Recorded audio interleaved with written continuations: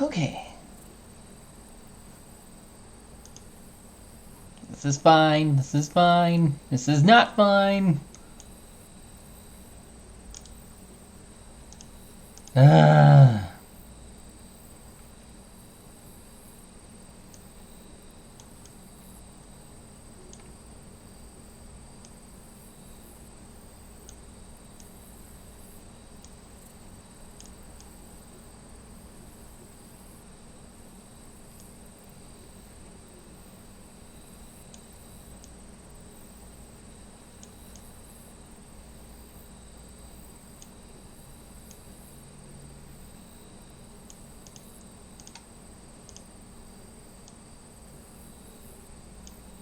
There, close enough. Let's continue. Secret lair. Summer forged ahead, but the nights only seemed to grow colder.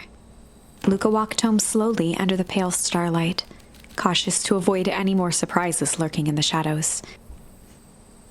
Reaching home, he slipped quietly into bed, half dreading what they might discover the next day.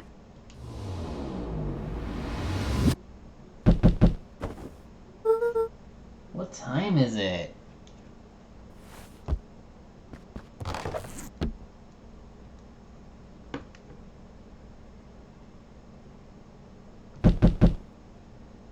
Oh, who could it be now?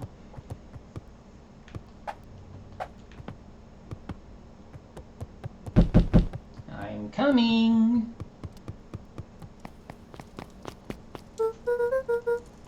Rollo, what on earth is that? Hmm? That ridiculous thing on your head. Oh, this? It helps me think. You're gonna need a lot more of those. Joke all you want. We'll see who's laughing when I crack this case wide open. The coast is clear? Yep, whatever she's been up to this week, it's been keeping her busy most of the day.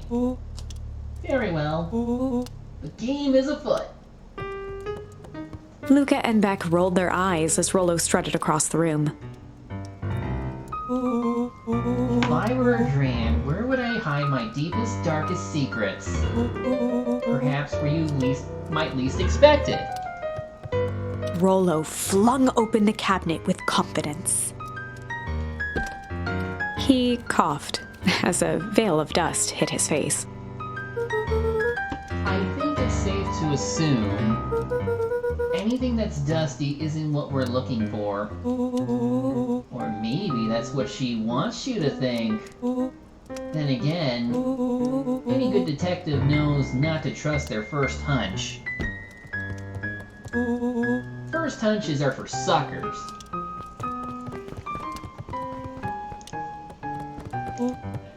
Eureka!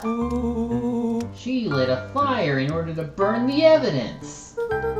She keeps that fire going every day, Rollo. Drat, it may already be too late. Just think of the mounds of documents lost to ash. Okay, I'm gonna stop you right there. Can we just think for a moment? Luca, is there anywhere Gran doesn't want you to go? Yeah. The closet upstairs. So maybe it stands to reason that we should check there first?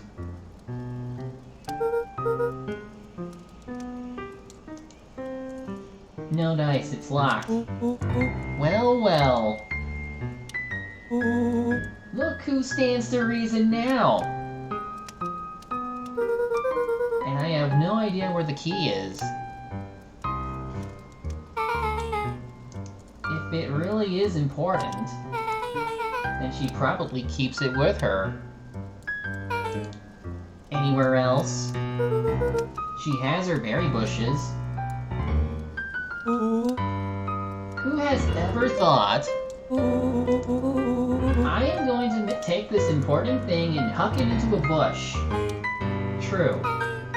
Anything else? Maybe something out of the ordinary?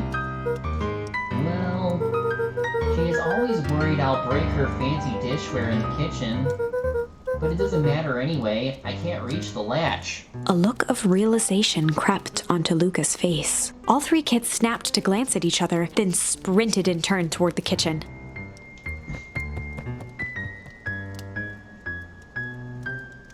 Alright, Rollo. This is your time to shine. Ah, yes. You called upon my expert detective skills. And now I shall proceed with... Before he could finish, Luca scrambled up Rollo's back. Hey, this isn't my idea of detective work. Every squad needs a good lockpick. Okay, then, Luca. I shall leave you, the master of unlocking, to this. And every good lockpick needs a sturdy head to stand on. This is beneath my standing. Stop complaining and hold still.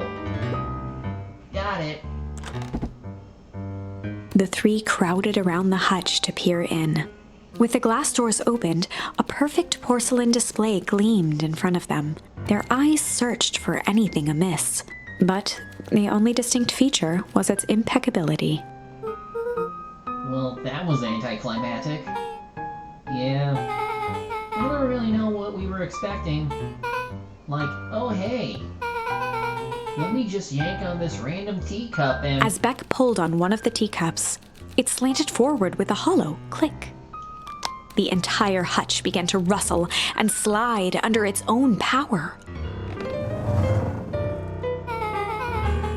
Seems like your Gran has been doing some remodeling.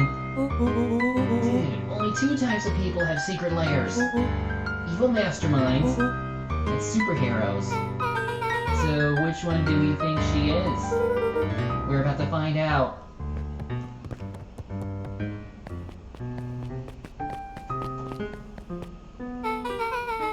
Okay, so more of an unhinged conspiracist vibe? Oh, wow. Yeah, this cannot be good. We need to look around before jumping to conclusions.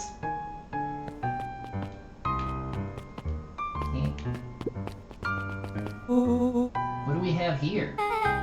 Barrels marked "Caution, Explosive." And jam jars? There's enough jam to feed the whole town. What kind of incendiary jam is your Gran making? Incendiary. She wouldn't have had me walk around town delivering bombs. Right? Only one way to find out. Rollo casually spun open a lid and dipped his finger in the jam. Huckleberries. He smacked his lips. A hint of brown sugar. And... ink? What? Rollo plunged his hand in the jar, fishing out a soggy slip of paper. Aha! Rollo offered the slimy note to Luca and licked his fingers clean. It's addressed to Mrs. Fratelli. A Gran Jam Gran? It says, last night I used the disguise Harris provided to scout the location. The timing window should be possible. Operation Sparkplug is a go. Oh man, are they doing a heist? Whatever it is, it can't be good. So more a bombshell than a bomb, am I right? You're new here, so I'll let it slide. But I'm the bad joke guy around here. What else? Luca jostled each cabinet drawer in turn. Only one was unlocked. He fingered through the filing cabinet, pausing at a bulging folder labeled Walter. For a long moment, he just stared at it. What do you got there? It's my dad. Looks like some of his old medical files. Your dad was a doctor? Luca nodded and caressed the label with his thumb. Well, are you gonna read it? Here, let me help. Rollo swiped the folder from the drawer and began leafing through the pages. He whistled to himself, barely looking at the text. How about you actually read some of it? One sec. Dense documents such as this are a lot like a cheeseburger. It's best to skip straight to the middle. That's where all the meaty bits live. Wow, I had no idea we were in the presence of the preeminent scholar in dense documents. And cheeseburgers. By all means, proceed. He stopped at a page and mimed, holding up a monocle. Ah, here we are. Follow-up examination of Terrence Wilby. Patient shows further signs of paleness and malaise. Malaise? Body temperature continues to drop. He now describes soreness of muscles and joints. This is similar to the symptoms exhibited by Mrs. Wilby just a few days past. Still waiting on lab results from Joseph. Rollo looked up with heightened surprise. See? Creepy. Yeah, that's kind of disturbing. Who's Joseph? That's Mr. Nuncreed's name. Wait. Rollo's finger traced across the page. There's more scribbled in the margins. Could it be contagious? Mr. Wilby claims the tap water at his home has been contaminated. Perhaps environmental? Lab results only raise more questions. It's like he came back to his report later and made those notes. So it might be related to something else. Rollo scanned through several more pages. Here, the writing looks shaky. I just couldn't help her. This disease, or whatever it is, progresses so fast. And with his wife passing, Terrence's condition follows close behind. Exaggerated by the loss. Enough is enough. I need to take matters into my own hands. Luca, staring blankly at the cabinet this whole time, spoke softly. What does it say next? Rollo rustled the folder, trying to loose more pages. That's where it ends. What? There has to be more. Luca frantically shoved the remaining cabinet folders, trying to find another labeled Walter. Luca, I think that's the only one. It's alphabetical, see? What did he mean enough is enough? How did he take matters into his own hands? This is bullshit. Luca slammed the drawer shut. Anything before A spider web of string connected photos of people from the town, interspersed with hastily scrawled notes. Well, she sure has kept herself busy. Is your Gran a serial killer? Because I'm starting to get a vibe. Don't be ridiculous. Sure, she's just tracking the movements of everyone in town. Out of the kindness of her heart. She put little symbols by some of them. Yeah, Mr. Nuncreed has a check mark. The clipboards are all inside a big circle. My moms are both on here. Both with question marks. Gus Valentine has a question mark. Harris has a question mark that's been crossed out. Mr. Kerr has a bullseye. The killer has chosen her next victim. We don't know what any of this means.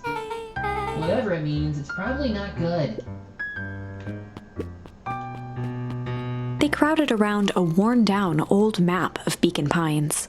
Cool, this looks like a treasure map. Not every old map is a treasure map, Rollo. Yeah, but every treasure map is an old map. Can't fault that logic. Look, there's even a pathway drawn on it. It starts at the entrance to town. And if we follow it... Rollo carefully traced the path with his finger. It leads right to... He jabbed down at the end point. Town Square? That's the fountain in the middle of town. What a weird place to hide treasure. Rollo, that doesn't look like treasure to me. The end of the path on the map has the same symbol as those explosives over there. So it's not hiding treasure. A real bummer. Rollo, what's the thing you've been excited about for the past month? The festival. Gulp. Did you just say gulp? This feels like a gulp kind of situation. Everyone will be gathered near the center of town. She's gonna blow up the festival! Not if we stop her.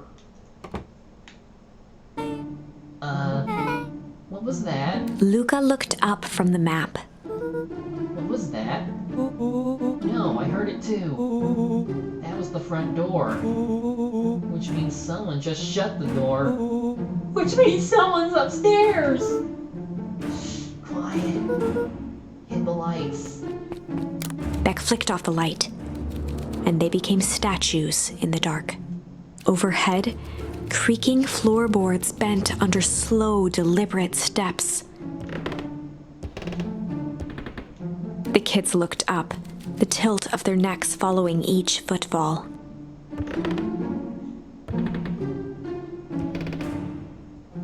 Then suddenly, it stopped. Without realizing, they'd been holding their breath. All three exhaled shakily and glanced at each other. A muffled male voice broke the silence. Hello? A final few footsteps reached the entrance above them, and the voice now echoed down the stairs. Anyone down there? The three kids shuffled to the corners without a peep. As he began to descend the stairs, the man's voice punctuated every new step. Thump, You! thump, I'm not here to hurt anyone. thump, I'm just here to help. Just... thump. At the bottom step, the man paused, squinting to search the room for signs of life. You turn on the light. Huh. Guess it's nothing. Rollo shifted suddenly. Luca gave him an intense, chastising look and whispered through clenched teeth. Rollo, don't. It was too late. Rollo was already inching toward the stairway. He screeched as he charged toward the shadowy figure. Flaming chicken coop! With all his weight, Rollo tackled the man to the ground. Rollo? Mysterious creepy man? Anyone there? From the dark corner, they saw something move. Well, I didn't know if I had it in me. But there was only one way to find out. Holy crap, Rollo, that was awesome! Wait, did you just kill that person? Luca scrambled to the hunched figure on the ground. Pressing his fingers to the man's neck, he sighed with relief. You sure clobbered him good, Rollo. He's knocked out cold. As Beck flicked back on the light, Luca and Rollo both gasped in stereo. Mr. Tolliver. Chapter 7. Well, now I'm gonna have to keep going. I don't know. I believe these go up to chapter 8 on each route. So we might as well play to the end. The Interrogation of Hiram Tolliver. And I am gonna check out all the endings. Or at least until I get the one that I know is the real one. I looked ahead, but I forgot what happens. Still unconscious, Mr. Tolliver slumped heavily in a shoddy old chair. His hands were bound with rope, his feet tied with some loose string. The kids huddled in a circle, discussing their plan. One thing was certain, they couldn't just let Mr. Tolliver go. They needed to know what he was doing in Luca's house. After some deliberation, it was decided. Oh, here we go. Oh, it's the only one, though. This might be the end. Anyway, chill. They'd run the classic good cop, chill cop interrogation. Means I need the bad cop. I'll handle this. Just gotta play it cool. Luca walked calmly to the light switch, flicking it off and on a few times. Mr. Tolliver shook his head, gathering his wits. Golly, I sure got my bell wrong. He looked over to find Luca, who returned a calming grin. Sorry, Mr. Tolliver. This was all a big mistake. Luca, what's going on here? Why do you have me strapped down? No one's fault, really. Rollo just got a little startled. Rollo's here? Rollo and Beck emerged from hiding to give a timid wave. Well, alright. Mistakes happen. The kids gave old Hiram a good scare. Now just get me out of these ropes and call it even. Luca glanced over to Rollo and Beck, who replied with skeptical looks.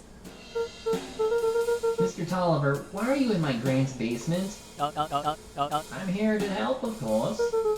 Help with what? What's my Gran up to? If you just got me loose, I can show you. How do I know we can trust you? Mr. Tolliver exhaled with disappointment. Luca, have I ever done wrong by you? No. And since your Gran moved to town, haven't I been nothing but welcoming? Yeah. So why would I turn my back on your family now? It's just... all this stuff seems pretty weird. A board with names of people from town? An archive of my dad's old disturbing patient notes? Luca gestured to the corner. Barrels of explosives? I can explain everything. You just need to untie me. You kids deserve an explanation. Luca looked again to Rollo and Beck. This time they shrugged. Luca began to slowly loosen the bindings. You fool! Just... Mr. Tolliver gently rubbed his wrists. That's a good lad. This'll all make sense in time. He edged imperceptibly toward the stairs You as he idiot! spoke. You see, this town has secrets, Luca. A very dark past indeed. Before the kids had even noticed his movement, Mr. Tolliver was at the light switch. A past that must be brought to... He punctuated his final words by flicking the switch and rushing up the stairs. Light! You fool! Son of a... Beck darted to the wall and turned back on the lights. It was too late. Rollo confirmed what they all heard. He just locked us down here. Mr. Tolliver's muffled voice came from behind the door. I wasn't lying, you know. This is for your own good. You kids just keep tight down there and let the adults handle this. They looked bewildered at each other. Play it cool, huh? Not now, Beck. They heard the staccato thump of quick steps exiting the house. The kids looked down in resignation. This isn't how it goes in Hank Atomic. For some reason, they'd always assumed it was up to them to save their town. Luca opened his mouth, hoping to conjure some magical words to make this right. Only a hollow croak escaped. The end. And everybody died, I guess, until they found the kid. Well, we certainly aren't going to find a grand resolution to our tale locked in a basement. Back to the drawing board. Alright, now we finally cleared that. What can we do? Let's see what's over here, maybe? I wonder if this will lead to the...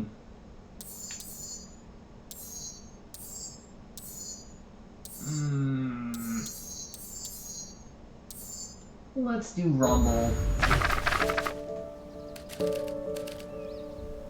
I'm curious. Luca began to respond, but the sky answered for him as the clouds above began to rumble with ominous thunder. You sure we can make it home before the storm kicks off? Luca surveyed the roiling clouds. I'd say the odds are good. Maybe you should stay here and I'll just make a break for it. At that moment, the heavens opened up, unleashing torrential rain. And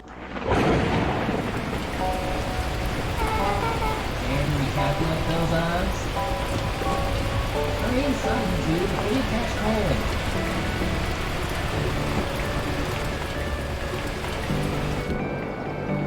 There's a bunk bed. Luca, Nellie will keep trying to reach your Gran on the phone. In the meantime, you two hold tight. Sorry, not much to do up here. Most of my stuff is still in the boxes. Mind if I poke around? Be my guest. Luca squinted into the eye hole of the microscope. This looks wild. What is it? Gum. Gum? Luca adjusted the slide with his fingers to get a better look.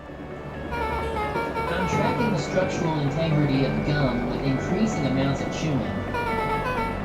Chewed that one for 47 days. Luca wiped his hand off on his sweater and gave a nervous laugh. It's weird, I know. Beck looked down, timidly tapping the ladder with her feet. You think it's weird, don't you? A little. But weird can be cool.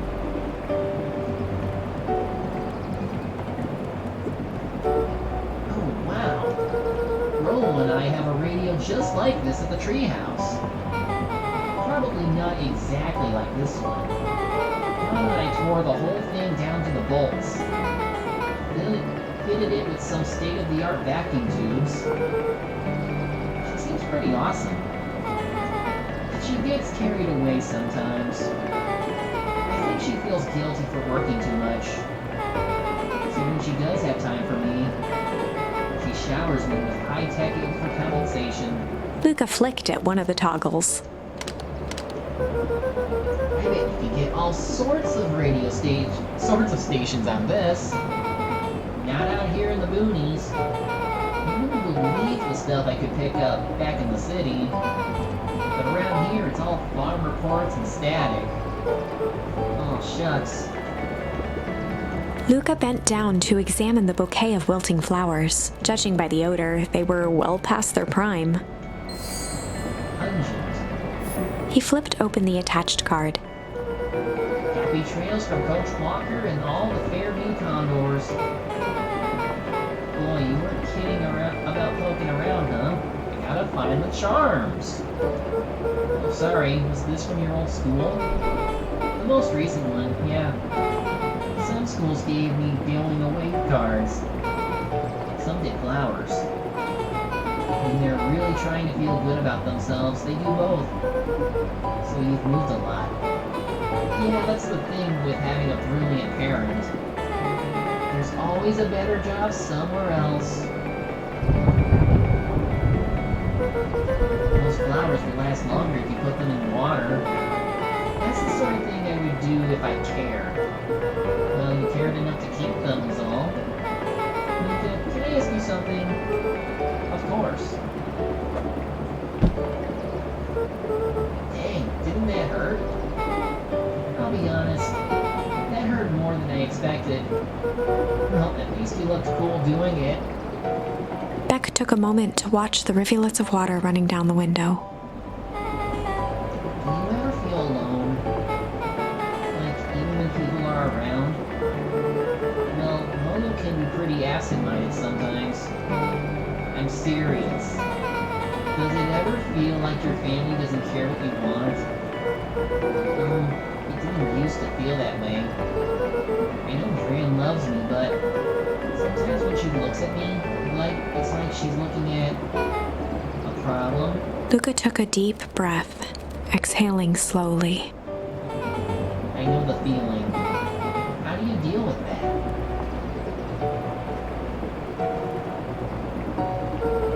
I guess I haven't yet. But one thing my dad told me when I was little, don't hold a grudge, especially against yourself. If you try to hold it all in, you're gonna pop. So then, what do you do when you don't know what to do? Dad never got to that part. Something I figured out on my own, though. You gotta do something. Anything. Here. What are you doing? I don't know. Something. We're gonna register our complaints with the storm. Listen here, you miserable universe. Stop jerking me around. I just want things to go back to the way they were. Everyone tells me it's gonna be alright. But things are gonna change. Luca let out a feral scream that echoed into the night. Every time something changes, everything gets worse. Screw this town!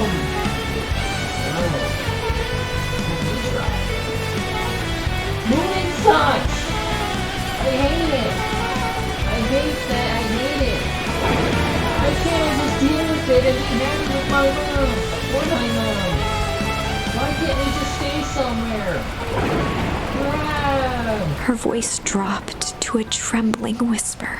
I just want to be a normal kid. Beck brushed off her shirt and straightened up. There. Wow, I actually feel a little better. As abruptly as it began, the storm abated. Thanks, I needed that. Me too. I should head out before the rain starts up again. Sure, I'll walk you out.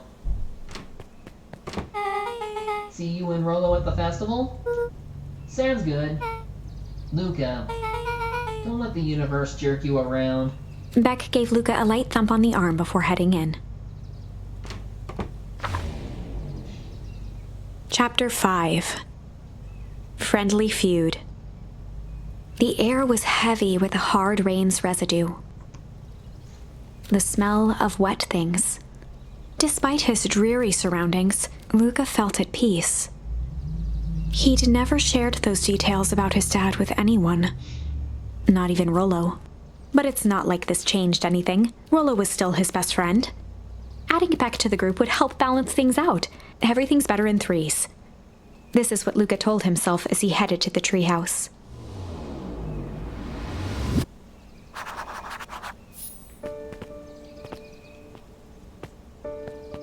Oh, Dawn. Hey, Dawn, trekking down a lead? You bet. I heard a juicy new rumor. Turns out when Sharper Valentine died, he left behind a peculiar last will and testament.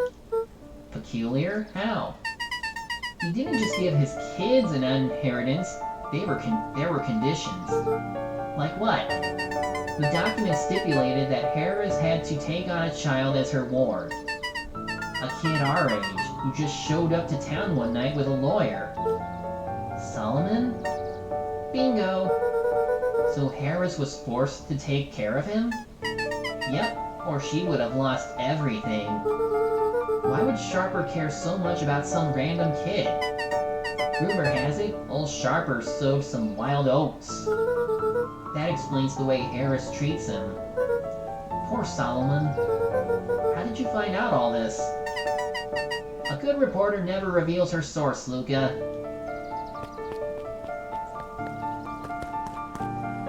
Suspicious. Oh, I forgot. Bouncy, bouncy, bouncy.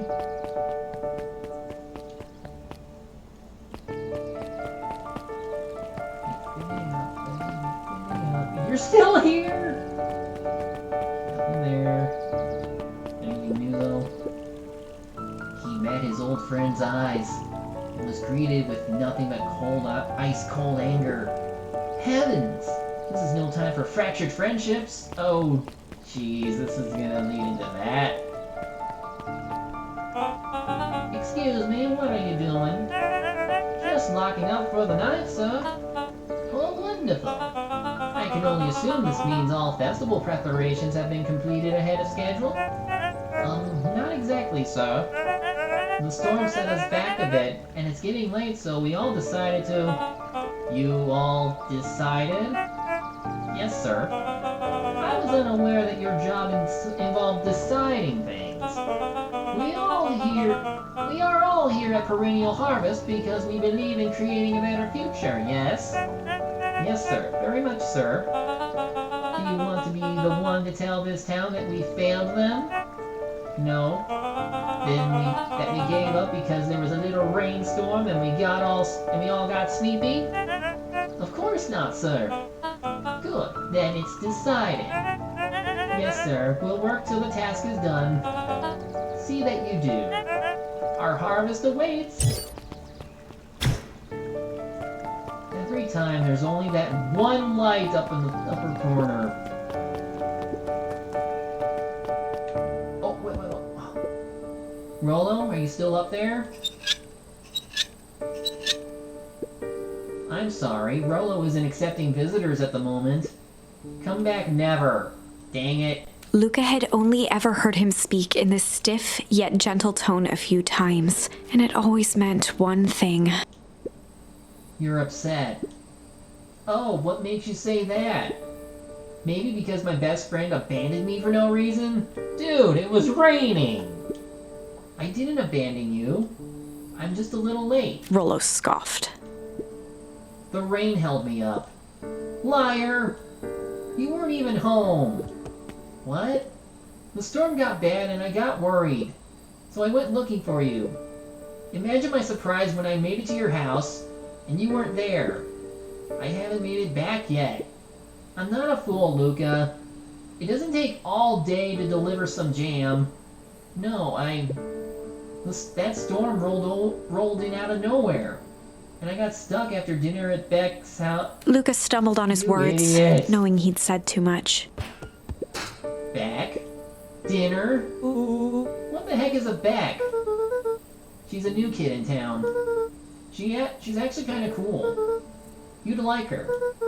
She needed help convincing her parents that she'd made new friends. New friends? I spent all day waiting for you. And you were off making new friends? It's not like that, Rollo.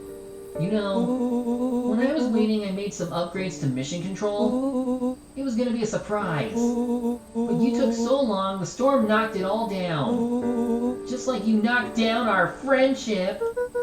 What does that even mean? Luca became instinctively angry in response. Both boys were now shouting across the distance.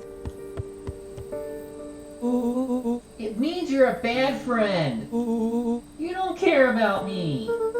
Of course I care, you ass. I knew I'd get in trouble waiting so late for you. But I kept my word. 'Cause that's what friends do. Oh wow, what a noble sacrifice you made. Easy for you to say.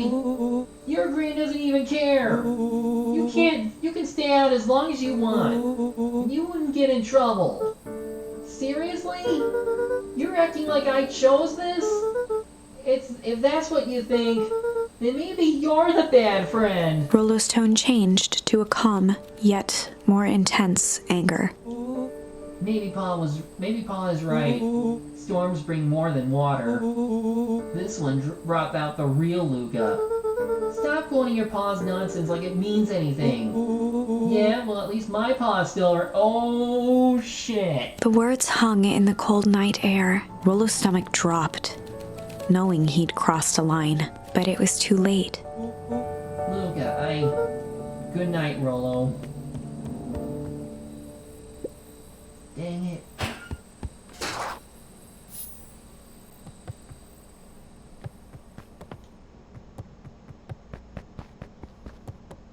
Dang.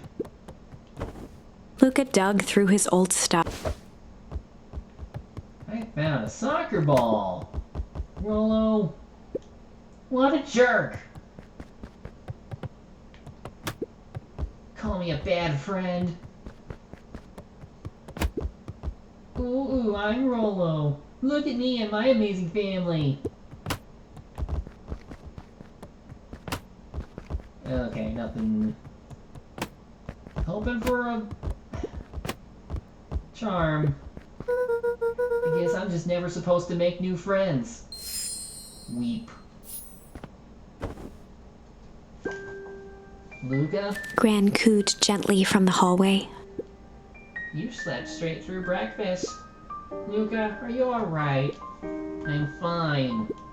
Just don't feel like getting up yet. Okay, I'll leave this oatmeal by the door. I've gotta run out and take care of some things. Okay. I'll be back later to check in. Sure. Luca just wanted to be alone. He waited to hear the sound of the front door closing.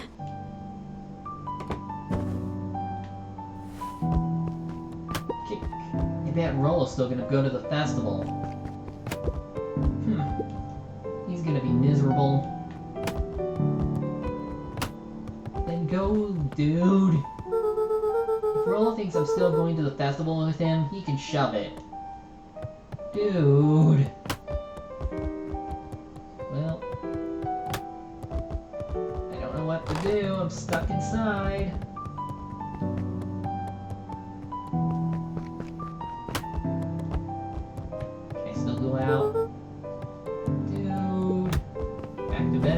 Luca dozed off again. Luca, I see you didn't eat your oatmeal. Wasn't hungry. Well, just in case you get hungry, I'll leave a sandwich here too. Thanks. Rollo came by. What did he say? He wanted to talk to you. What did you say? I told him you weren't feeling well. Good. So, your plan is just to sit in your room all day? Pretty much. Well, I need to pop away again for a minute. If you decide to end your pity party and go outside, I think it'd do you some good. Noted. Luca still couldn't bring himself to go out. Besides, if he ran into Rollo, he'd have to actually confront the situation. There was never anything interesting at the festival anyway. Oh. Okay. Gotta get it up there. This is harder than it looked. Wait, what happened? Gotta get that ball up there. There we go. What's this? The Adventures of Hank Atomic. The complete first volume. Luca carefully opened the cover and began to read. Rollo had received it for his birthday, a special hardcover edition with behind-the-scenes commentary and bonus art. Rollo cherished it, but asked that Luca keep it at his house. Luca wasn't sure if it was because Rollo didn't trust himself with it, didn't trust his sister around it, or just wanted an excuse to come hang out at Luca's more often. Whatever the reason, Luca didn't mind, but it had stayed right there where Rollo had stashed it ever since. Now, at the foot of his bed, Luca lost himself in the pages. He'd read it all before, but at this moment, it somehow felt sentimental. He was well into issue number 5 when he heard soft footsteps from the hallway. Luca? Another little friend came to see you. A girl named Beck Moldwill. She said she met you yesterday? What did she say? Is she here? She was just dropping by. I told her you weren't taking visitors today. Oh. She seems nice. Yeah. You had a fight with Rollo, didn't you? Can I come in? Maybe later. Alright then. I'll leave dinner at the kitchen table, in case you want a bite before bedtime. Without realizing it, Luca had pouted away the entire afternoon. He once again felt the weight of it all, and allowed his weary eyes to close. Luca stood in a vast black expanse. He looked up at his father standing beside him. Walt was working a straw at the bottom of a fountain glass, trying to collect the last bits of milkshake. Dad? Where are we? Taking a final loud gurgling sip. His father peered up from the glass. He jangled the straw playfully with a warm smile, then lifted the empty glass as if to point into the darkness. The source? Luca's eyes followed his father's gesture. In an instant, he was sitting in front of a blazing campfire. Across from him sat a large figure in a yellow hazmat suit. The figure's voice was a scratchy echo. Well, if it isn't the man of the hour, make yourself comfortable. Luca held his shivering hands over the flame to warm himself. It doesn't work that way here. Their yellow-gloved hand pointed to the base of the flame. It's a cold flame. See? Luca peered at the base of the fire. It wasn't wood that was burning. It was Beacon Pines itself. Oh. Tiny buildings, freezing and crumbling as they were consumed by flame. Luca could see small shadows moving in the burning city. People. Luca leapt to his feet. We've got to help them! The figure gave a dismissive wave of their hand. Why waste energy helping people who can't even help themselves? The figure bent down to examine the panicked crowd as they desperately tried to stop the flames. They only care about what's right in front of them, not like us. Luca's voice was a trembling whisper. Us? The figure slowly stood up, grabbing its helmet with both hands. With a jolt and a twist, the suit emitted a gasp. A cloud of torpid mist escaped, slowly revealing the face within. Luca's own face looked back at him, older, worn, distant. The sensation was oddly familiar, as if he'd caught his own reflection by surprise in the mirror. The doppelganger smiled. I tried to help once. He gestured towards his face. And all it got me was this. Lucas staggered back. You aren't me. No, you're not me. Dominatrix, dominated. Luca felt a hand catch his shoulder. His father was there again, beside him. Every choice sets us on a path. This is the end of one of your paths, son. Luca watched his older self shake its head ruefully, its face twisting into a cruel grin. Welp, Dad. If you wanted him to see this, far be it from me to disappoint. Luca watched in shock as the figure took a confident step forward and plunged into the flames in a flash of cold light. He was gone. What does all of this mean? Luca felt a reassuring squeeze on his shoulder. Just remember, why we choose matters just as much as what we choose. Luca woke up to see a hazy figure at the foot of his bed, silhouetted in the morning sun. Mom? No, dear. It's only Gran. Luca rubbed his eyes. The kind, concerned face of his Gran came into focus. How are you feeling? Fine. Anything you want to talk about? I don't feel like talking. That's just as well. How about you sit there and listen a bit? Whatever you and Rollo fought about doesn't matter. But Gran silenced Luca with a gentle pat on the leg. Fights between friends happen. What was said doesn't matter. The important thing is, it's not the last thing you ever say to each other. But he said stuff about Dad. Well, do you think he meant it? No. He was just mad. And what did you mean any of the things you said to him?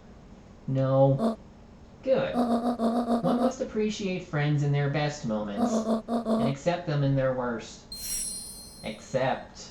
Now get your little butt out of bed.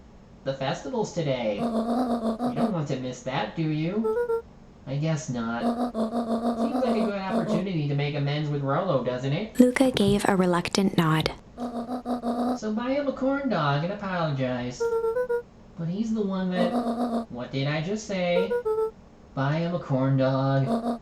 That's a good boy. Everything's better with corn dogs. I need to get going now. Got some last-minute festival business to take care of. I'll come find you at the fountain a little late after lunch. Alright. I love you, Luca. Love you too. I have a bad Luca took a deep feeling. breath. Considering the other timeline, bad things are gonna happen, aren't they? Okay. Chapter 6. Through thick and thin. Despite Luca's bitterness, Gran was right. He needed to hash things out with Rollo. A big fight changes the nature of a friendship. Whether, in the end, it is for the better or for the worse, all comes down to understanding. If one is not careful, the same familiarity that builds the strongest of bonds can become the wrecking ball that shatters them. Luca emerged from seclusion, taking in the crisp festival air. But the events of the day weren't on his mind.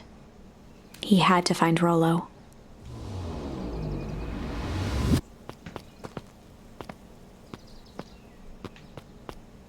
Hi, Roxy.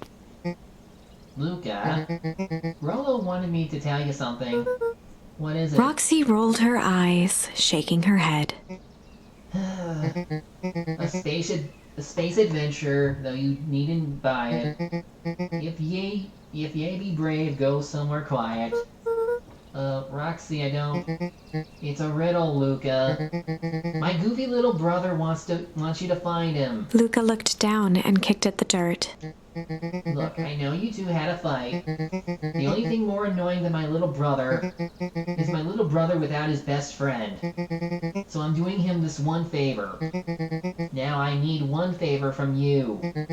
Whatever it is that went down between you two, squash it.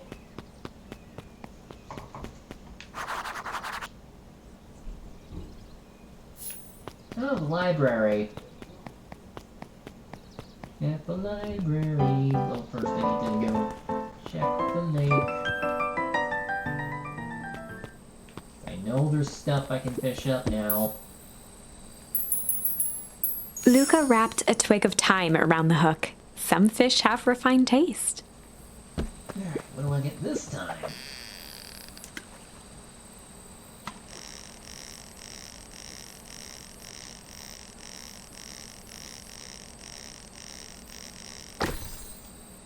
It's a pocket watch. Property of Sharper Valentine. Figures. If he had his way, property of Sharper Valentine would be written on everything in this town. Should we give it back to him? He may not even want it back. The man's got a contentious relationship with time. We'll keep it here in case he ever wants to pick it up.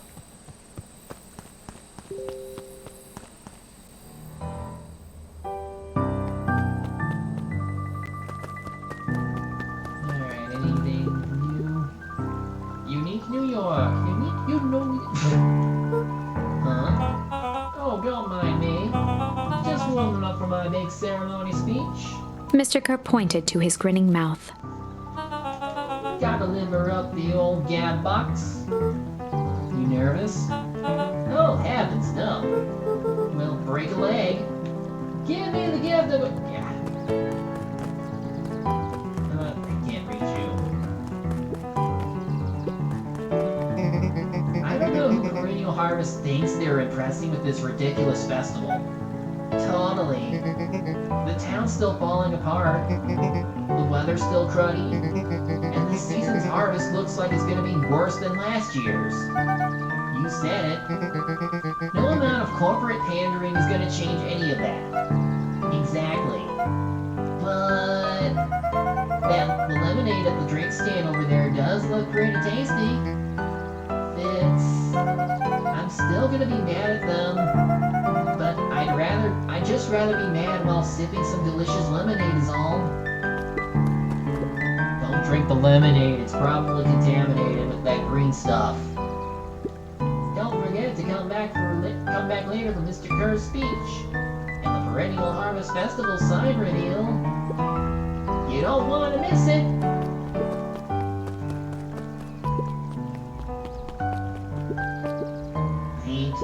Moving. Jeff was staring into the distance with a wistful look. Hey Jeff, everything alright? Yeah, everything's fine. It used to be fine. Just ain't right these days, you know? I really do, actually. Jeff turned to Luca with a furrowed brow, then gave an understanding nod. You do, don't ya? For a moment, the two now shared that same wistful gaze. Or now, let's go. Every single time. Yep. Wait for it. Unexplained sound once again noted. Like clockwork. What a bunch of drones. Oh, you have no idea.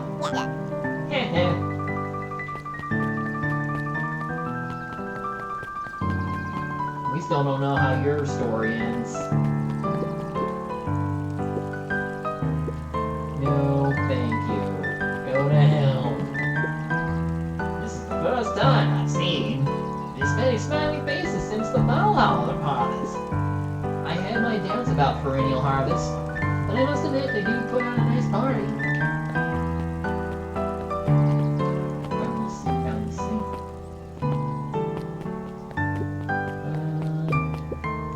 Hi, Luca. How's Griffin doing? What? Oh, nothing. Sorry all became flesh. Just pretend I didn't say anything.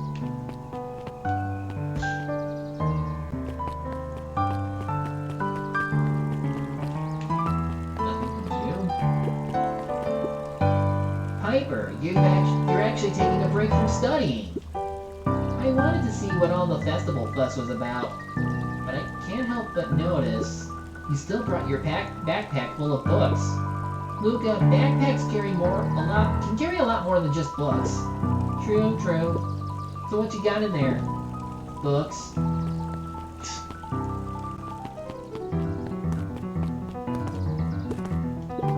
Luca, Luca, did you know that Beacon Pines is actually unincorporated? A lot of people don't know that. Wow, yeah, I didn't know. What's that mean? It means most public works are handled internally. We do all the pipelines, the water treatment, building regulations. That's great. Census talking. Emergency services. Bye-bye. Hey, Luca. So you're done at the library? Huh? Oh, nothing. Griffin looked away suspiciously. Nothing at all. I mean, I was going there anyway, but still, I wanted to explore.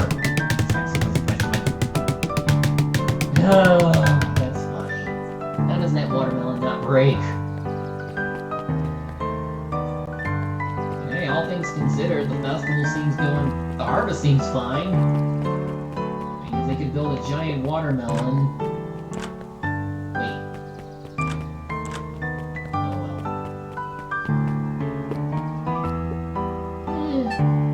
I've got a question for you. What do you think this whole festival is for? The way I figure it, Perennial Harvest is trying to win over the town. Like a bribe with balloons. Cynical. I like where your head's at. That's what I assumed at first, too, until I eavesdropped on a couple of gossipy clipboards. What if I told you that this whole thing is really a special shindig for a super secret guest of honor? A special guest? Who? I haven't dug that deep yet, but whoever it is, PH thinks they're a big deal. Who could it be? Who could it be now? I was able to return the Perennial Harvest safety suit you borrowed. I don't think anyone noticed. Good. Now will you tell me what you needed it for? It was a favor for an enemy of my enemy. This isn't going to harm Mr. Kerr, is it? All you need to know is that it's good for the family. For the good of the family. Oh no! You're in numbers too! This town is like the library, somewhere quiet.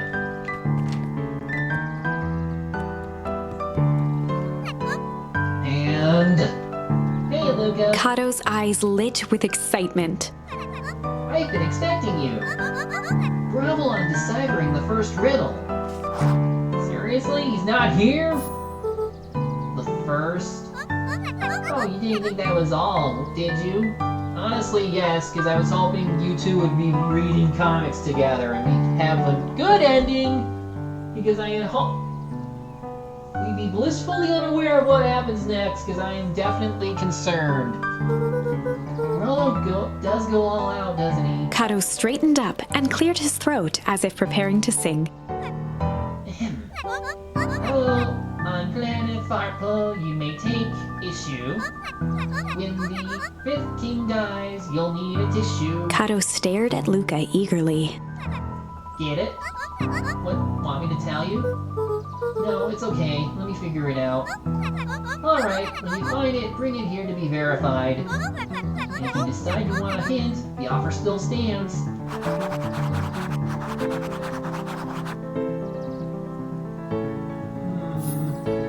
Let's look around. I can tell you. Oh, it's in here! What we need to find is inside the library, somewhere. Maybe you have it. Hi, Jace. Still working through the newest Hank Atomic? You know it. Some fascinating canon toward the end. Did you know? Hank Atomic Shrinkle Ray doesn't technically shrink stuff. It uses inverse quantum particle decay. To literally grow the entire universe around an object. Oh, so it's the gnome world... Is it the world enlarger? Yeah, gnome world enlarger from Warcraft. Leaving that object unaltered. So it just looks shrunk compared to everything else? Bingo! That's wild. But Jace, no spoilers please? Oh right, sorry. I keep thinking he's an old man. It's hard to tell. Luca grabbed Natural Photography, Volume 5, from the shelf. Once you've got a book, you can either bring it to me or just grab a different one. Luca grabbed The Modern Science of Atomic Radiation from the shelf. Nope. Nope. Too far. Although, just in case. Yep, still in rumble. Yep, stop. I keep forgetting it's 2 different buttons. There.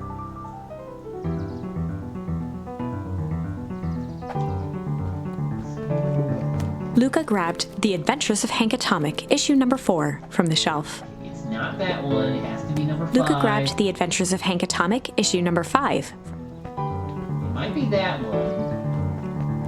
But let me take a look at the other shelves. Luca grabbed The 5 Pillars of Success. Luca grabbed the issue with self-help, a helpful guide, from the shelf. That's it. I think that's it. Let's see, what do we have here? The issue with self-help, a helpful guide.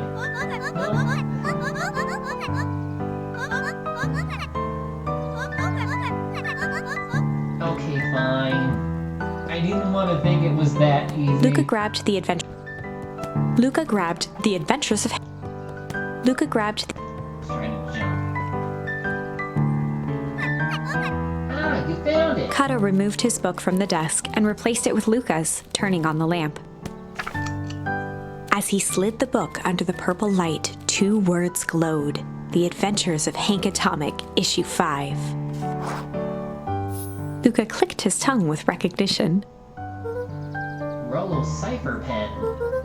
He used to write secret messages everywhere with that. And only I had the special flashlight needed to reveal it. But I lost it.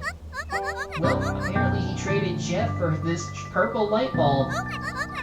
Parted with his entire Halloween candy stash. Oh, Rollo. Now let's see here. Kato began flipping through the pages, stopping when he hit a glowing word. Get away with such a grift. He continued flipping. Only found in Grub. Cart. Reaching the end of the book, Kato looked up. That's it. Grift. In Grub Cart. Grift in Griffin. Griffin's Grub Cart. He wants me to go to Griffin's snack stand. Ah, brilliant. I guess you're off then? Good luck on the rest of the scavenger hunt. Thanks, Kato.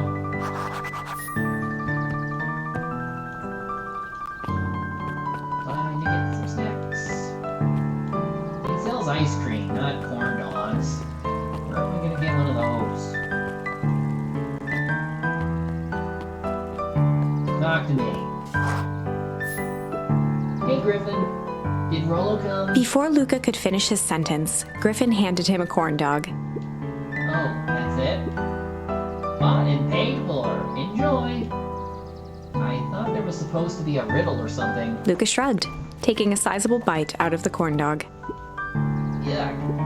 It's cold. Oh yeah, that's been sitting here for a while. Rollo wanted me to be sure to give you that specifically. Well, that's just... Luca tongued at his cheeks, feeling something rough between his teeth. He reached into his mouth and pulled out a slip of paper. Oh, come on. He shook off the bits of corn dog to read the slip. A pickup when you need some pep. Near the fountain up the step. Luca finished off the remainder of the corn dog. This is getting to be a whole thing. There's the fountain at... right here. You. Nothing. Is it you? No. Over here.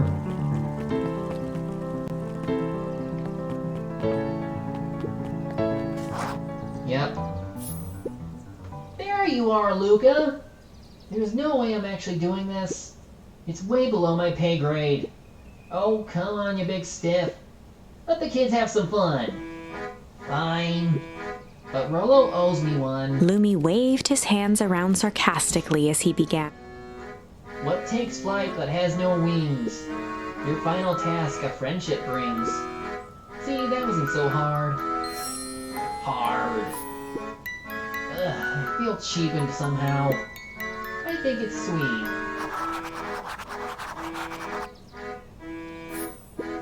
Good luck, Luca.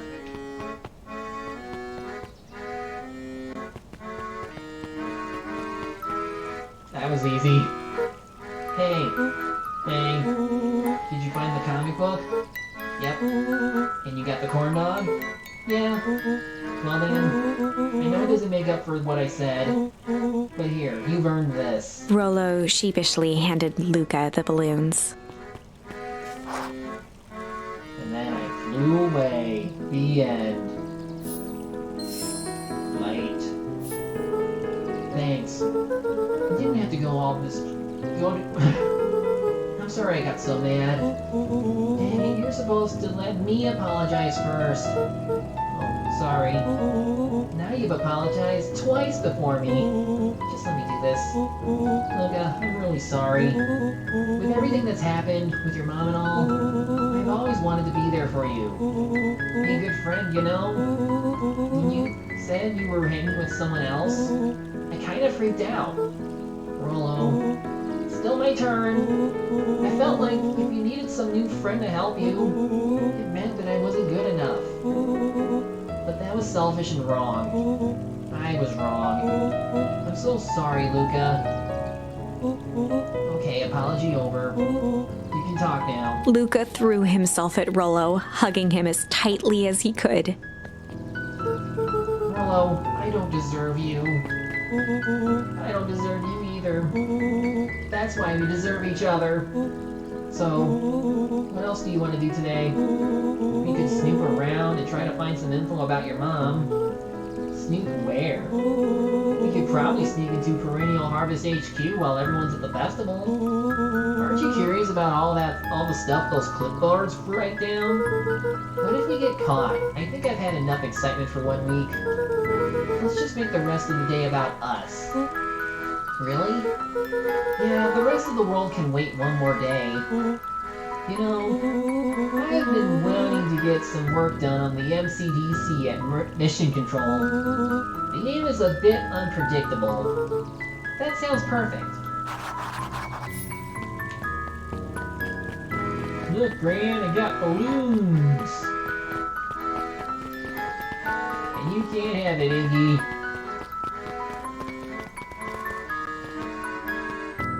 First, let's see if there's any new fishing options. Nope. Luca gently baited a good first. And then run. Sorry, Dad.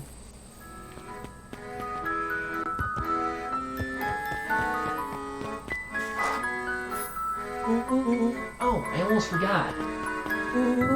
I ran into your Gran this morning. She asked me to give you this. Rollo handed Luca an unopened letter. I'll wait for you inside if you want to read it now. A letter? Luca, some things are going to happen that might be difficult for you to understand. If I am honest, I hardly understand them myself. But whatever happens, I need you to know that I love you. None of this is fair to you. You have already lost so much. We both have. I wish there was a simpler way forward.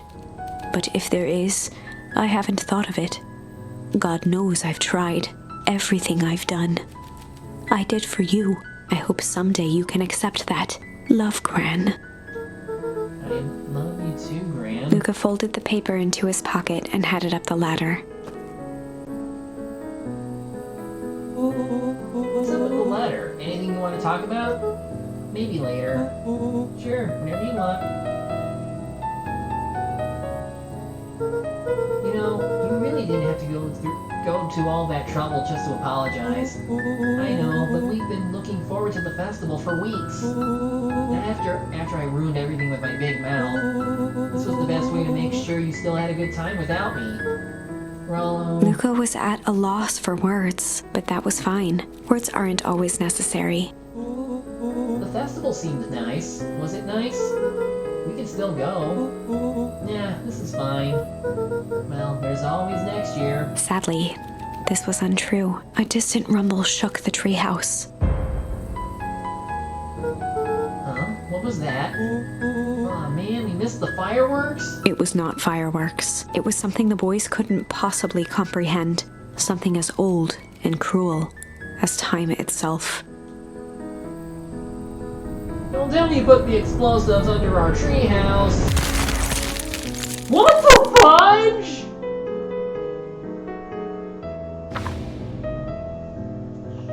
A shockwave of cold tore through the room. A bitter, unfathomable chill.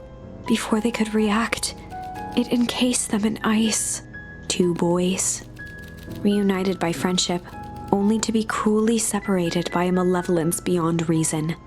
And so, our story ends on this melancholy scene. In a silent treehouse turned statuary, in a town brought low by its secrets, sits a pair of friends, alone, together, for the rest of time. The end. So did the whole world go like this, or just this town? No, that can't be the ending. It simply can't. I won't accept it, and I hope you won't either. Of course not! There are more endings, more possibilities. I can feel it. We are just going to have to sort through them all until we find the one that fits. Okay, yeah, so... This is certainly a situation... We could go this way, but... We should probably continue up this tree. Because I think we have to go down the other one at some point. Yeah, let's just start over here.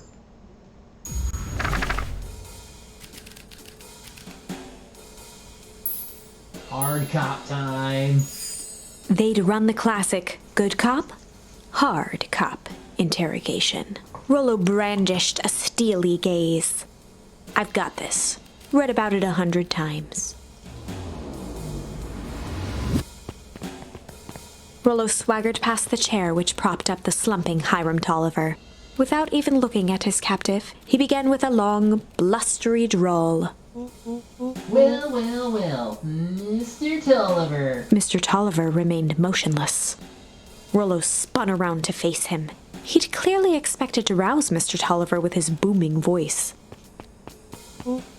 Mr. Tolliver? Beck and Luca gave each other an unsure glance. Rollo slammed his fist on the table.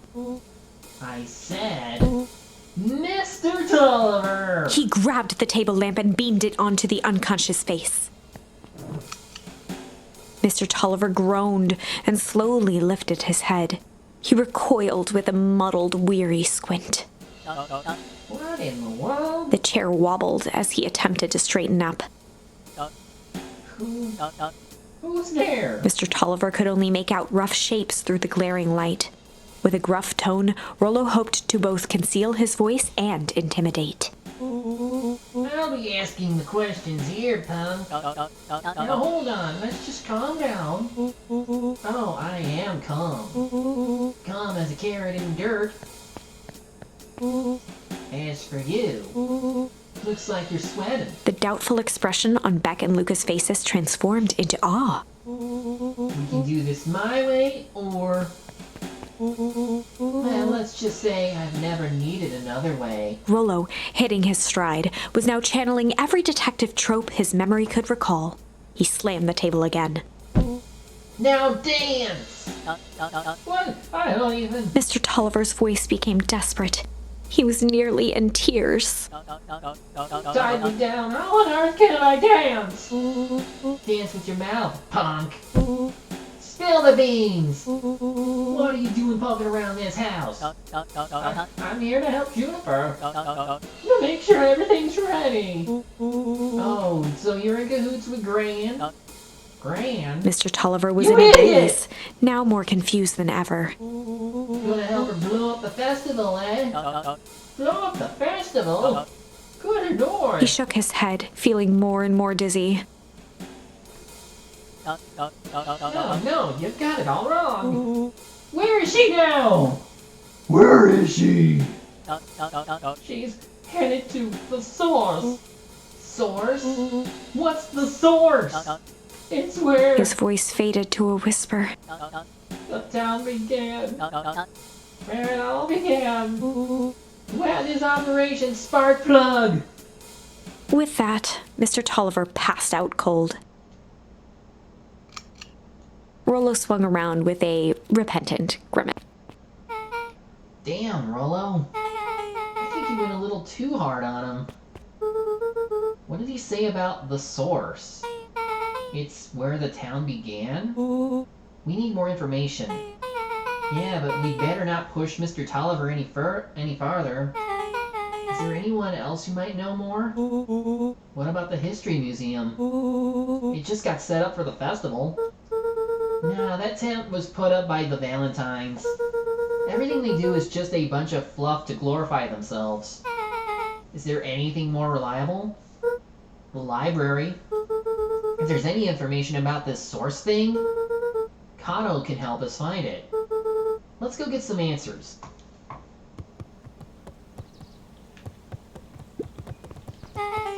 This is a dang nice library. Thanks, we work hard on it. Aren't you a little young to be a librarian? Oh, well, Kato hung out here so much, eventually they gave him a set of keys. We just keep an eye on the place for Miss Novak sometimes. They got you working for free? It's quiet and I get access to all the books I can read. What more could a person want? Fair enough. What can I do for you all? We need a favor. I already told you, Rollo. I can't put you any higher on the wait list for the next Hank Atomic.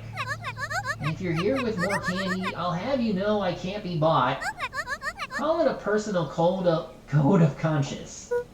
Actually, we're looking to do some research. Now you're speaking my language. What are you looking for? That's the thing, we sort of don't know. What do you got on the history of the town? There's the county record archives. What's in those? Births, deaths, newspaper clippings, stuff like that. Pretty boring reading. But they do go all the way back to when the town was founded. Yeah, great, we'll start there. Chapter 8. 6 feet under, 3 towns over.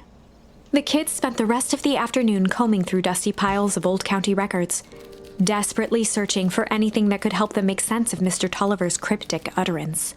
Luca tried to shake the thought of Gran's basement, but his focus wavered. Explosives, messages hidden in jam, dossiers on various town figures, and a corkboard threaded with photos. Gran was the only family he had left. He still couldn't bring himself to believe the worst. But the old map with the symbol of explosives in town square made that difficult. As the sun began to set, the kids were no closer to the truth. If I have to read any more records, my eyeballs are gonna pop. We have to keep digging.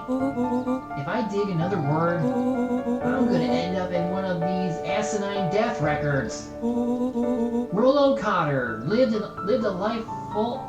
Dang it. Rollo Cotter lived a full and wonderful life till he read so much boring crud that his brain oozed out of his ears. Rollo shut his book with an assertive nod.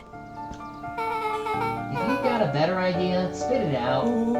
You sound like my sister. Keep pushing your luck, pal. And it won't be boring county records that'll kill you. I'll put you in the obituaries myself. Rollo muttered under his breath. You're a county record. Really? That's the best you've got? When I'm done with you, you'll be the footnote in history. Just like... Beck slammed her finger down on the open page before glancing down to read. J. Hartford here. I'd love to see you try. Hey. We're all a little tired here. Let's just take a minute and... Something tickled the back of Luca's mind. Wait, what was that name back? In the obit? J. Hartford. from the Brookville Tribune 8 years ago. That can't be right. What is it? J. Hartford. That's my Gran's name, Juniper Hartford. Maybe there were 2 J. Hartfords? Mrs. Hartford is survived by her young daughter, E. Hartford. My mom's name is Eleanor. Okay, this is getting creepy. If your Gran is 6 feet under, 3 towns over, then who am I living with? The question hung in the air. Alright, gang, I gotta close up for the night. Beck rubbed her eyes. Still daylight! How late is it? It's still daylight! Almost 10. It's daytime! Oh crap, Pa's gonna kill me. I gotta go. Yeah, my parents will be worried sick. Okay, let's meet up as early as we can at the festival tomorrow. Oh no! What are you gonna do about the unconscious man in your basement? I'll think of something. Are we gonna have another blow up? Luca's heart was pounding as he approached the house. If he was lucky, Gran, or whoever it was, hadn't gotten back yet. And of course, there was Mr. Tolliver tied up and unconscious in the basement. Dealing with him would be the first order of business. Luca shook out his arms to calm his nerves before entering. I mean, all things considered, we might just go to bed. He held perfectly still, tempering his breath, and listened closely. She was asleep. His only hope was that she hadn't found Mr. Tolliver before dozing off. I mean, in fairness, we could just leave him. He doesn't know it was us or anything. Plus, this thing's been open all day. And he's gone. Oh no. Mr. Tolliver was nowhere to be seen. Gran probably let him go! Maybe he woke up, escaped from his bindings, and left without a trace. Or maybe Gran knew everything. What do I do? Luca's hungry stomach groaned. Not realizing it, he'd gone the entire day without eating. Okay, I can figure this out. I just need a little brain food. Luca rushed over to the pile of jam jars, unscrewed one, and shoveled a handful into his mouth. I mean, it was fine before.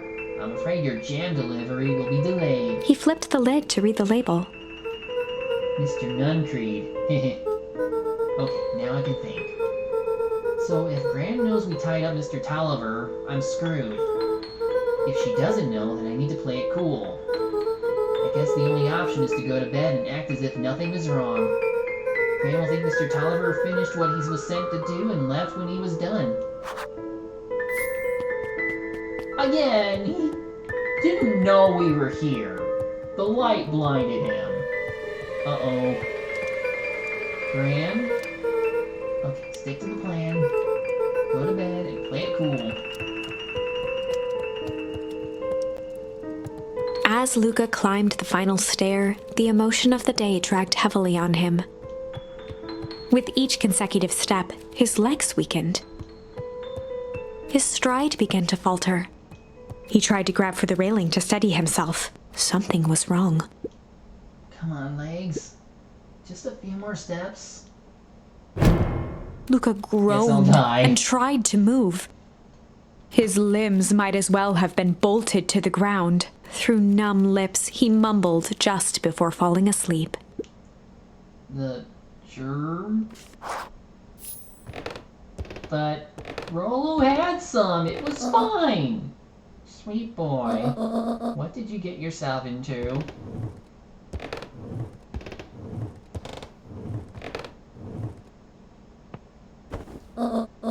Rest now and let me handle everything.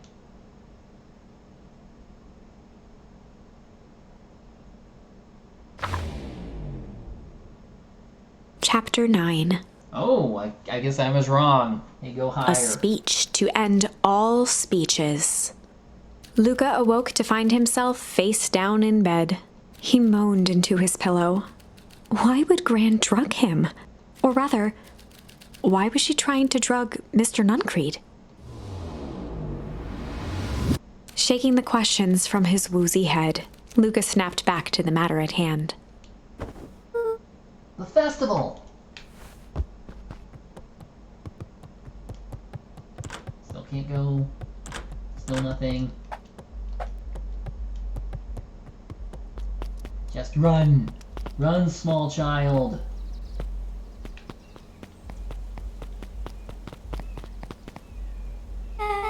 Where have you been?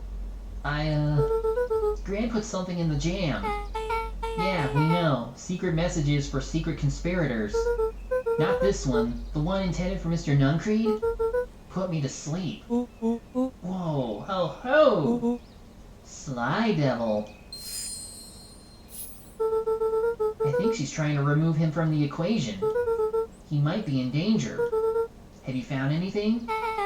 We looked around but haven't seen anything odd. Your Gran is nowhere to be found. But Mr. Nuncreed is just loafing around waiting for the speech. What speech? Mayor Gus just got up to the podium. Everyone is gathering at the stage. Let's get moving.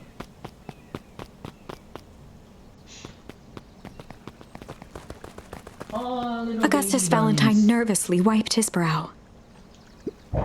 Is this thing... hello, Beacon Pines. I'm Augustus Valentine, your mayor, and... I suppose you already know that. Oh yes, before we get started, I just wanted to take a moment to recognize someone who couldn't be here today. This town wouldn't be where it is today without my father, Sharper Valentine. So I thought we could begin with a round of applause befitting such a great man. Even that's more than the old codger deserved. Gus cleared his throat and awkwardly loosened his tie. Right, where was I? William Kerr bounded on the stage with the energy of a preacher at a big tent revival. Gus Valentine, everyone. He gave Gus a hearty slap on the back and motioned him off the stage. Let's hear it for our mayor. What a great turnout. Aw, heck, I didn't prepare anything. But I suppose I could say a few words.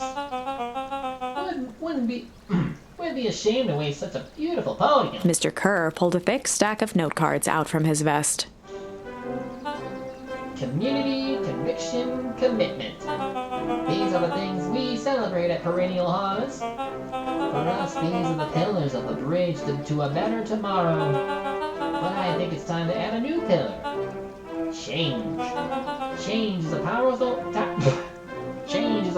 thing. It's inexorable, unavoidable, and undeniable. And I am dadgum thankful for it. Change is the reason we're all here today. It's hard for me to believe that it was only 4 years ago when fate brought me here. A simple business trip which brought me to a small town which would change my life forever. Mr. Kerr took a moment to survey the crowd. You know what? He wiped away a single tear. From the second I set foot in Beacon Pines, something about this place has held me captive. You see, change represents opportunity. It represents potential. It was change that helped me recognize the potential of this place. To see that the people of this town, despite suffering great loss, still held on to the things that made them special. He thumped the podium to emphasize each word. Community, conviction, commitment. Change. Mr. Kerr nodded confidently, biting his lip. The crowd was silent, in rapt attention. Fate made a perfect match that day.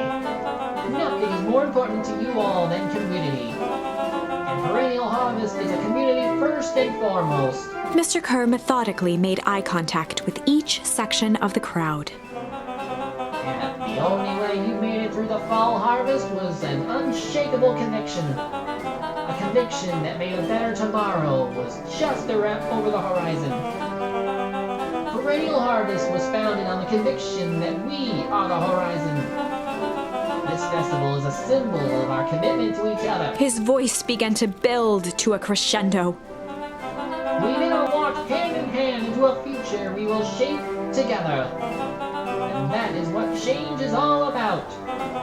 grabbing the future by the scruff of the neck and making things happen. Change is a choice. I am tickled pink that we will all be making that choice together. How great is that? Just imagine what we can accomplish. Oh, shoot. What was that? The crowd began to look around nervously. Don't worry, little thunder isn't gonna ruin this day. Everyone remain calm. Mr. Kerr quickly flicked through his note cards. Where was I? Through all my travels, I learned one true thing. One always reaps what they sow. We have all planted a lot of good in this town. And so it is with a happy heart that I can proclaim... He raised his hands up to the heavens. Our harvest awaits! And then we all died again. At that moment, a merciless wall of impossibly cold air ripped through the crowd, instantly freezing everyone and everything it touched. For a man like William Kerr, this was a fitting way for things to end. On a stage, with an entire town frozen in rapt attention for the rest of time. The end. There's that ice again! Whenever I think we're getting close, it comes along and ruins everything! Maybe we should just quit? Maybe you should just close the book, walk away, and never think of me again! No, Are you? I don't. We got a little closer this time. We just need to try again. Please. We got to chapter 9 this time. Wait, there's a third option?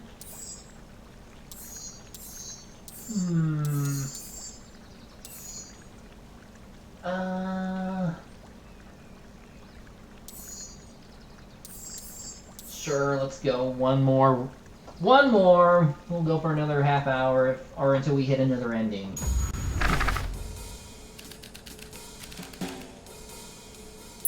I wasn't expecting this. I thought it would be 2 options per turning point.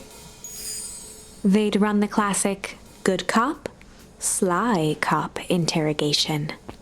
Luca and Rollo ducked behind a barrel, leaving Beck to her task. With a few crisp because you're snaps, here. she roused Mr. Tolliver. What? What's going on here? You're that Lonewell girl. Please call me Beck. Sorry about all this. Mr. Tolliver looked down and shifted a bit, testing his restraints. It seems there's been a mix-up. You see, I'm down here for the same reason you are. Juniper sent you here? Beck caught herself before letting the surprise manifest on her face. She'd already gotten him to reveal his relation to Gran. This was gonna be easy. You know how Juniper is with her precautions. Operation Sparkplug has us all on edge. I guess she thought you needed some backup. But she sent a child? What better way to avoid prying eyes? Who would suspect a kid? I suppose that makes sense. Mr. Tolliver wriggled a bit in his restraints. Oh, I'm so sorry. Beck quickly removed the ropes. That had to be uncomfortable. A little, yeah. But you understand. We never know who to trust in this town. Mr. Tolliver rubbed the growing knot on his forehead. Very true. So it turns out we're both here to... Beck twirled her hand, as if to prompt Mr. Tolliver to finish her thought. destroy the evidence. Beck shook her head and clicked her tongue. Yep, the old gal is nothing if not thorough. Mr. Tolliver let out an amused huff in agreement. She sure is. Can't blame her, though. If anyone were to find out that we're going to destroy the source, well, we both know how bad that might be. No one will know anything once I finish cleaning things up down here. Beck was on a roll now, playing Mr. Tolliver like a fiddle. You sure you can finish this up on your own? Juniper trusted me for a reason. You can leave the rest to me. Good. There is one more loose end I'll go work on. Lou said. Oh, it's nothing really. The other day I had the radio on scan while restocking the candy shelf. And don't you know it, I intercepted an odd phrase in a perennial harvest transmission. Underground secrets. That's ominous. I think it might be a password, but Juniper dismissed it. Said it wasn't mission critical. What's the password for? We don't know. So we have a password and nowhere to put it. It's gotta mean something, right? Good thinking. You should probably go work that out. I've got this under control. That's a relief. Between you and me, this whole basement gives me the willies. Heading for the stairs, Mr. Tolliver hesitated and turned to Beck with a puzzled look. She grinned and gave him a peppy wave. With a shrug, he continued up the stairs, whistling a jaunty tune. You guys catch that?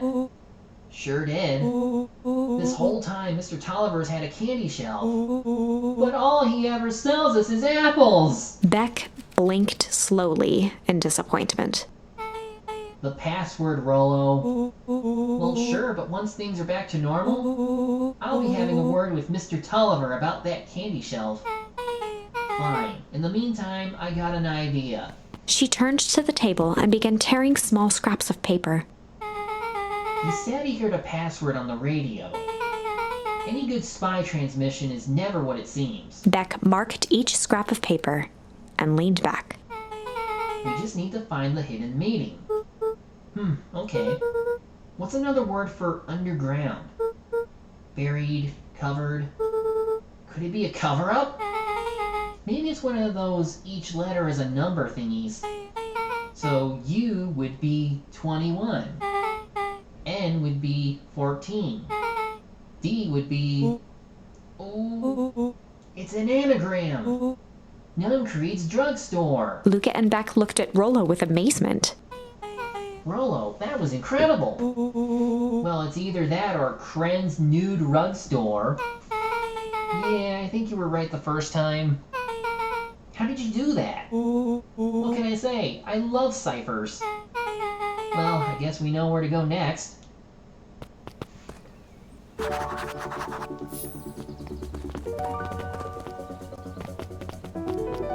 no. You scared me half to death. Sorry. You kids haven't seen Mr. Tolliver around, have you? Nope. He's got me waiting around like the last slice of pie. I swear, that man would be late to his own funeral. Everyone is suspicious. Fishing time. Anything new? No. Luca gently baited a fat good for.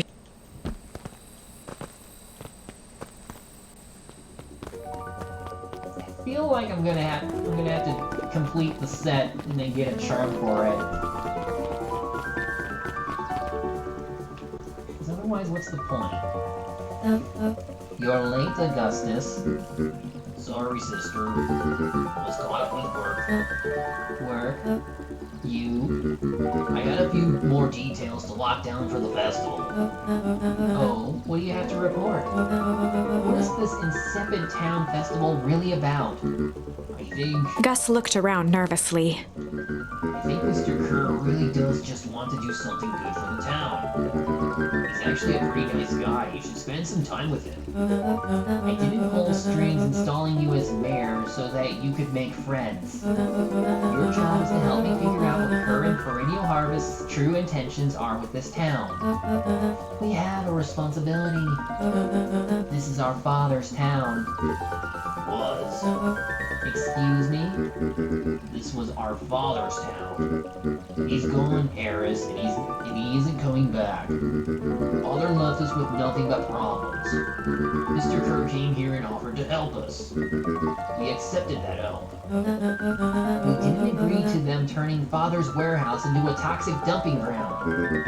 That is just a temporary arrangement. The glow can be seen from our damned backyard. They are dumping their nasty little secrets on us.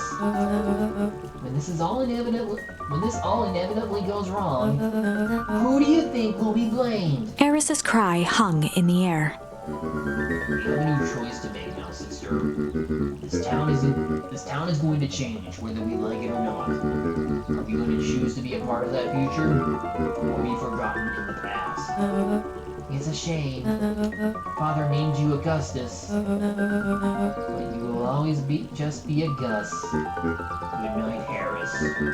I'll see you at breakfast tomorrow.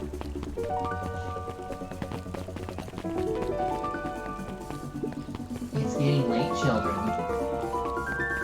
You can't tell us what to do. Knowledge, he spat with a sneer. There exists a gulf between knowing something and being able to do a damn thing about it. I do hate it when the villain makes a good point.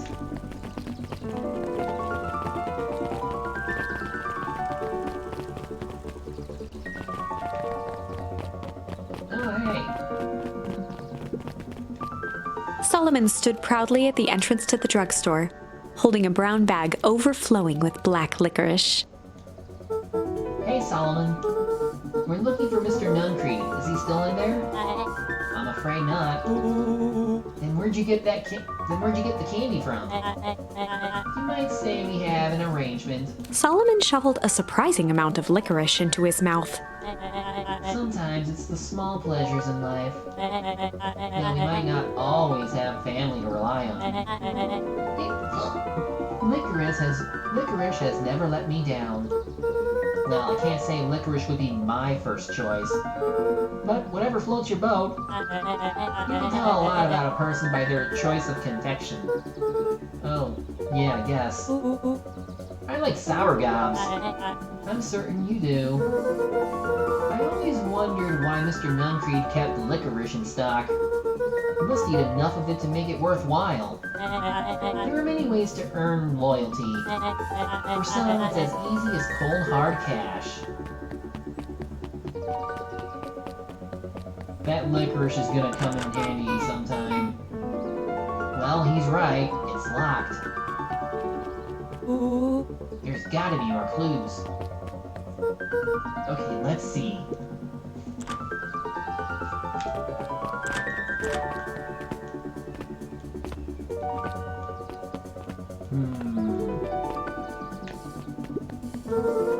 Have you ever seen anyone actually use this thing? Besides Mr. Nuncreed? No.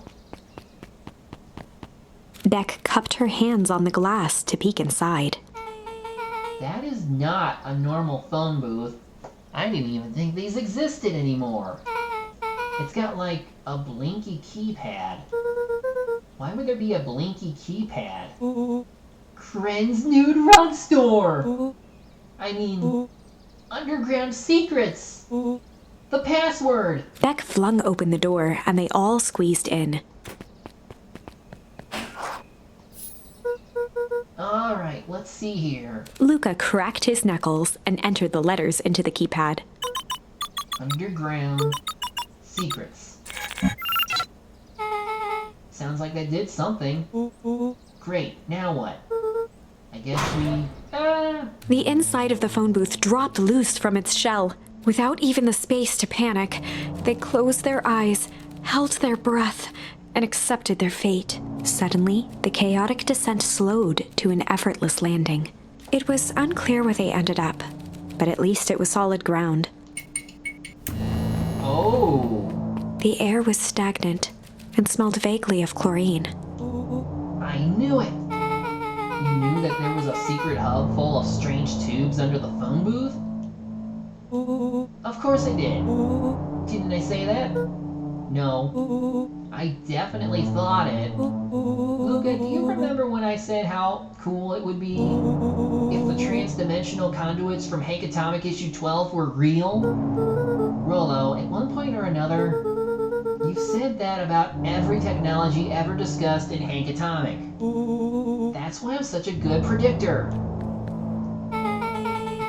It looks like each of these has something written on them. Mining Operations Alpha. You guys have mines here? Not that I know of. This town is all farms and fertilizer. And a series of tubes. Paul always says you can only trust a miner up to the point when they hit gold. Not sure how that wisdom applies in this exact situation. That's the thing about Pa. You don't always realize what he means until it's too late. Perennial Harvest Main Office.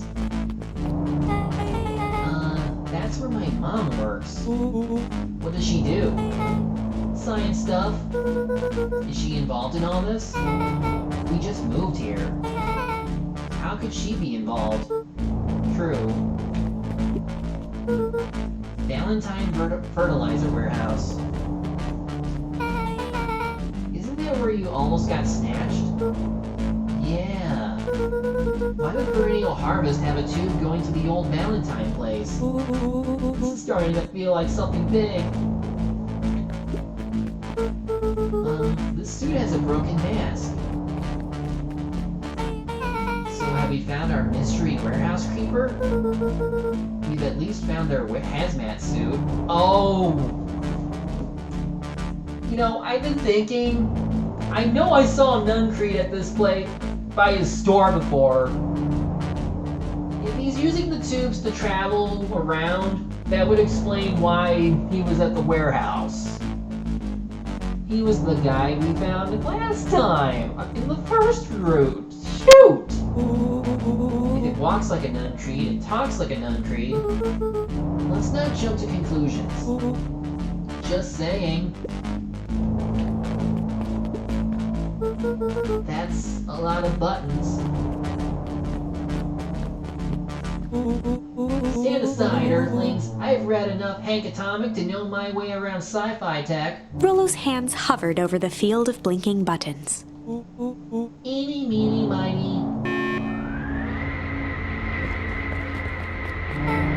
Rollo, what did you do? Nothing! I didn't even mow yet!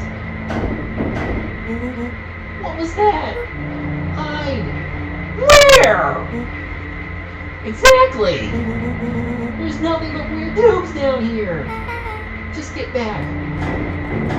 Could hide in one of the tubes? Hi! Shit! It is you! Shit. Shit. Awesome! You all need to come with me now. We ain't going anywhere with you. Not until we get some answers. Mr. Underground Secrets? I told them it was an absurd password. But they love anything that makes them feel clever. They who? That's no matter. If I can keep you hidden until after the festival, you might be able to save your skins. We don't care about our skins. Hold on now, I like my skin. This all stops now, Nuncreed. Joseph waited for a moment in silence. You sound just like him. Who? Walt. You don't get to talk about my dad. You know, your father and I were friends back before. He gestured toward the strange tubes. All of this. That's a lie. It's true. I used to bounce you on my knee. What happened? Same thing that always happens. Reality, complications, life. We were a team, Walt and I. An idealistic doctor and a bright-eyed pharmacist. Both hell-bent on helping folks. So you were his sidekick? No. We were partners. He helped the patients and I helped him. Yep, total sidekick. Nuncreed let out a growl of a sigh. Luca, I need you to know this. I need someone to know this. One day, Sharper Valentine came to us. Says he's got an opportunity. He'd find something he didn't quite understand. And he was was willing to pay us both handsomely to help him understand it. And my dad said no. Your father and I both believed in helping people. But the thing I could never get him to understand was, it's a lot easier to help others if you help yourself now and then. Classic sidekick into villain plotline. Walt loved being righteous, almost more than he loved his family. He was wrong about one thing, though. When he begged me not to take Valentine's offer, he said, Joseph, if a person says yes one time to Sharper Valentine, he'll make sure they keep on saying yes to him until the day he's dead and gone. He shook his head wistfully. Sharper's long gone, but he's still got me saying yes. Is there a point to this sob story? Not really, no. Just an old man trying to delay what needs doing. Nuncreed took a menacing step towards the children. There's 3 of us, and one of us is heavy. I tried to keep you safe. I tried to keep you and Juniper out of this. But you forced my hand. Luca began to laugh. What? You really don't know? My Gran isn't out of this. She's been scheming right under your nose. Juniper? Seems like she's planning on crashing the town's party. She's going to disrupt the festival? Why would she? The color drained from Nuncreed's face. How does she know? Apparently she knows a lot of things. What? Let's just say this isn't the only underground lair we've busted into today. And honestly, hers is way cooler. She's got maps and explosives and bad intentions, big man. Nuncreed grabbed Luca by the shoulders. His eyes were frantic. You need to tell me what she's going to do right now. She doesn't understand what it is she's messing with. Tell me now. She's in danger, boy. I don't know. She had a map with a mark on the fountain in the town square. The fountain? But why would... A jolt of realization struck Mr. Nuncreed. She knows about the source? What the heck is the source? If she tries to destroy the source, it could catalyze and... God, she's going to freeze us all!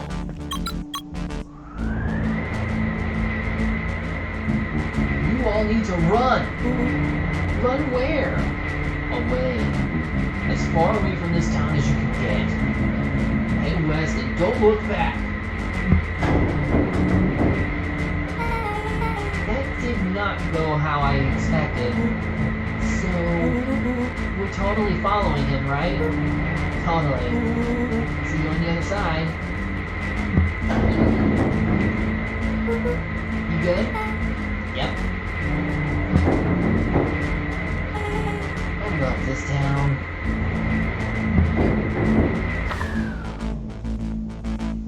Chapter 8. The Cold, Hard Truth. Yeah, might as well keep going until this chapter ends. Beck leapt up, allowing the suction to yank her into the dark. Dimness eclipsed around her like the shutter of a camera as she seemed to cover great distance in mere moments. Her only points of reference were glints of upcoming turns, which approached with frightening speed, only to carom her gracefully along. She heard the tinny, distant echoes of Rollo's glee. Once she stopped fighting against it, the ride was impossibly smooth. Then, all of a sudden, as if minutes had passed in an instant, light blazed into view. A burst of wintry air snuffed across her face, and she was flung out into the cold. Where are we?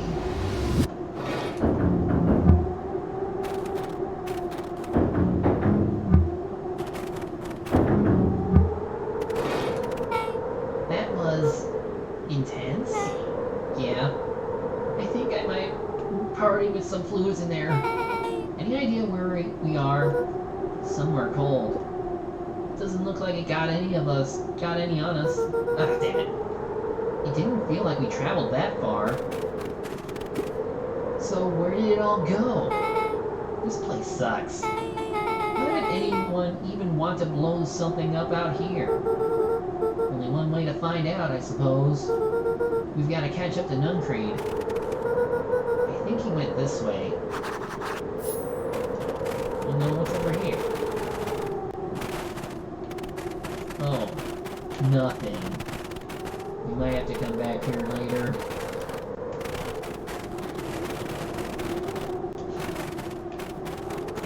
Wait. Did the town already freeze? This looks familiar, yeah. Maybe we can clear off the snow. No time. Nuncreed's getting away. What the fuck happened? Why is this here? Okay, this is starting to feel really familiar. Oh my word. I may not be the most well-versed in all things Beacon Pines, but this does look like some sort of frozen replica of town. Ah, I got it. It's so obvious now. Mr. Nuncreed is an alien. Rollo, stick with me here. His species can only live in sub-zero temperatures. Oh boy, here we go. The source is their base camp dimension, so naturally they keep it cold. We found it by traveling through those metallic wormholes back there. The final objective, kill us all and shapeshift into a Beacon Pine citizen of their choosing. You never really had me, but you very much lost me there. You get used to it. We should keep moving. What does this all mean? As they rounded the corner to the frozen town square, they spotted Mr. Nuncreed inching cautiously toward a pit at its center. What is this place? He held his arms out gingerly, as if approaching a beast in the water. Upon closing the distance, Luca recognized what Nuncreed was after. Gran stood confidently at the edge, one arm outstretched over the abyss. Nearby, a wheelbarrow had been emptied out. She held a lit torch, which flickered in the bitter wind. Juniper, I don't know what you're thinking, what you think you're doing. I assure you this is not going to solve anything. If you drop that, you're doomed this whole town. No, it wasn't me who doomed this town. I've been watching you, Joseph. I know what you've done. You and your co-conspirators. Gran, what's happening? Luca, you and your friends need to leave right this moment. Mr. Nuncreed turned back toward the kids, desperation in his eyes. Listen to your grandma, Luca. This is between me and Juniper. Rollo and Beck held steadfast in awe. Luca approached closer. Mr. Nuncreed spun back toward Gran, his voice growing louder. You've got it all wrong, Juniper. Just hand over that torch. You don't understand what you're doing. How can I possibly trust you to do the right thing? Walt told me everything. He trusted you, and you betrayed that trust. Luca, did you know what this man's entire life? Did you know that this man's entire life is a lie? If it were for him, your father might still be alive. Mr. Nuncreed winced with anguish. His voice hardened. That's not true. They both now yelled, not to each other, but at fate itself, making their peace with long-held burdens. The wind howled with encouragement. Walt was like a brother to me. We just had different ideas about how to affect change. Very convenient that your way just happened to line your pockets. No, that's not fair. They menaced at each other, both catching their breath. The moment balanced on a knife's edge. Amid a blur of emotions and memories, Luca's mind flooded with questions. The wind calmed, as if to give him the stage. Oh, I only get one choice. Fine. And in the stillness, he began to weep. It was all just too much. Falling to his knees, Luca whimpered softly. The tears crystallized as they hit the snow. Gran stared at Luca for a moment with warm sympathy, remembering why this was all necessary. This'll all make sense soon, Luca. Then everything can go back to normal. I promise. She stiffened up and brandished the torch at Mr. Nuncreed. You can't hide behind those people any longer, Joseph.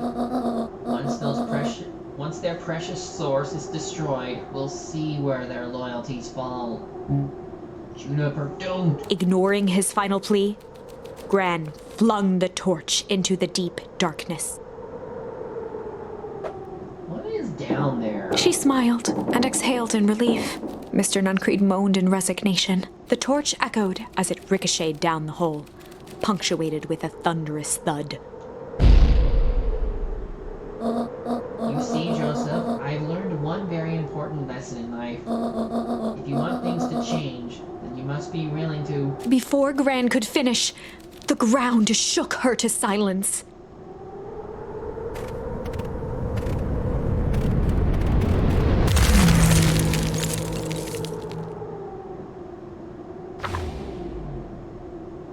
Gran only had time to spin around and run to Luca.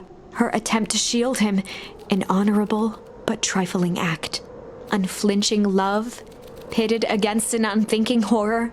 There was no contest. Her warm embrace froze in an instant. That is where they remain, fixed in place, forever. And so, our story ends on this melancholy scene. In a town brought low by its secrets, sits the frozen statues of a misguided band of meddlers. The end. Again? Well, that was dire. On the bright side, we finally figured out where all the ice is coming from. Now, we just need to find a way to deal with a mystic, unfathomable force of nature. Double checking. So this side is completely done as far as I can tell. Next time, we will go back to this side and continue with... We'll be going with flight. So, until next time, I will see you Wednesday.